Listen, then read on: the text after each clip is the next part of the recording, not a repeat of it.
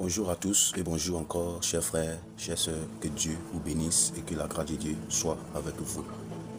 En ce matin, je viens encore faire comprendre quelqu'un que Jésus n'est pas allé à la croix en vain. Jésus n'a pas donné sa vie à la croix en vain. Jésus a souffert pour que nous soyons sauvés, pour que nous obéissions à sa voix, pour que nous mettons sa parole en pratique. Je vais t'amener à comprendre des choses pour que tu puisses vivre et quitter dans certaines situations et dans certaines affaires que tu as et tu crois que peut-être que c'est là-bas que Dieu veut. Tu penses que c'est là-bas que Dieu te veut. Or, peut-être que Dieu ne te veut pas là-bas. Tu te forces. Mais peut-être que Dieu ne te veut pas là-bas. Peut-être que Dieu ne te veut pas là-bas. On va juste regarder dans Samuel. Si tu as ta Bible, tu peux rentrer. La parole de Dieu, elle est vraie. Quand on voit dans 1 Samuel chapitre 15 et quand on lit, la parole déclare qu'il y avait quelqu'un qui s'appelait Saül que Dieu a oint. Il y avait quelqu'un qui s'appelait Saül que Dieu a oint, que Dieu a débordé, Dieu a jailli. Dieu l'a oint de sa présence. Et il y avait un homme aussi, Samuel. Dieu à Samuel, va dire à Saül. Là où... Donc vous voyez, il y a quelqu'un qui s'appelait Saül. Saül que Dieu a envoyé pour dire, quand tu vas aller dans ce pays-là, là où tu vas rentrer, je te dévoue et je te donne ce pays. Mais lorsque tu vas aller, voilà ce que tu dois faire. Tue tout le monde. Ne laisse pas quelqu'un, ne laisse pas même des enfants, ne laisse pas des animaux, ne laisse pas ce qui est beau, ce qui tu vas voir, c'est propre. Ne laisse pas, il faut tout tuer, il faut tout gâter. C'est moi qui donne cet ordre-là. Ces ordres-là, c'est moi qui te donne. Et la parole dit dans Samuel que, à partir du verset, dans Samuel chapitre 15, à partir du verset 10, il dit quoi?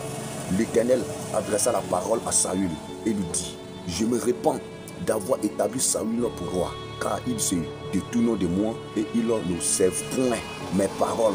Saül fut irrité et il criait à l'Éternel toute la nuit.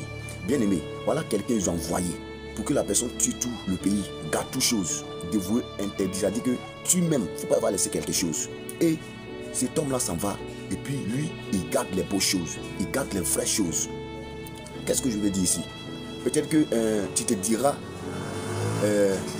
ici la parole de Dieu dit quoi? Il dit quoi? Je me répands d'avoir établi Saül comme roi.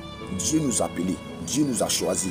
Dieu, lorsqu'il est venu, il a donné son fils unique à la croix pour que nous soyons sauvés. Il nous a sauvés, il nous a lavés, il nous a purifiés. Et ce qu'il nous a donné comme les intuitions, comme les choses qu'il doit nous donner, c'est quoi? C'est par la parole. Il dit quoi? Garde ton corps est pour moi, ta vie est pour moi, tout ce qu'il est en train de faire est pour moi. Va dans le monde parce que tu es sorti d'une femme, reste dans le monde et sois ici. Parce que je vais partir, je reviens. Mais avant ça, toi, il faut rester sur la terre. Mais voilà les instructions et voilà les choses qu'il doit te dire. Garde, ne prends pas les choses du monde. Ne regarde pas les choses du monde. Lorsque tu crois à moi, voilà les choses que tu dois abandonner.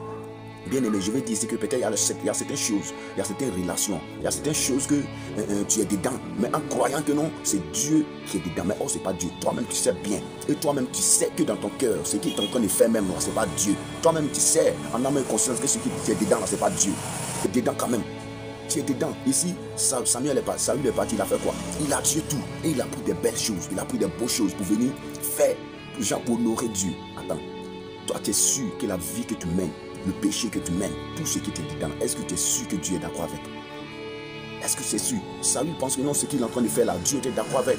Dieu te dit, il faut aller faire ça. Mais toi, tu prends les belles choses, les beaux choses, tu viens, que non, il a sacrifié ça, il a donné ça à mon Dieu parce qu'il sera content, il sera fier.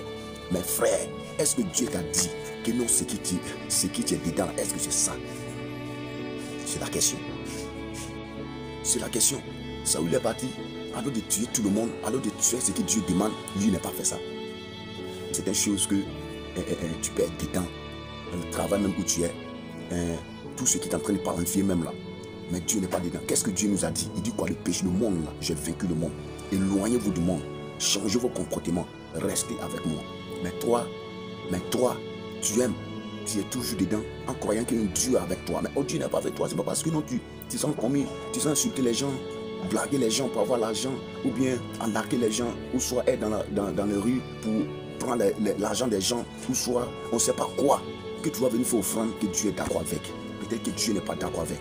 Ici, je vais attirer l'attention de tous les chrétiens, les frères et sœurs, et dire à quelqu'un, la vie que tu mènes, est-ce que Dieu est d'accord? Parce que Saül a fait quelque chose en croyant que Dieu il sera agréé, en croyant que Dieu sera content pour ce qu'il est en train de faire.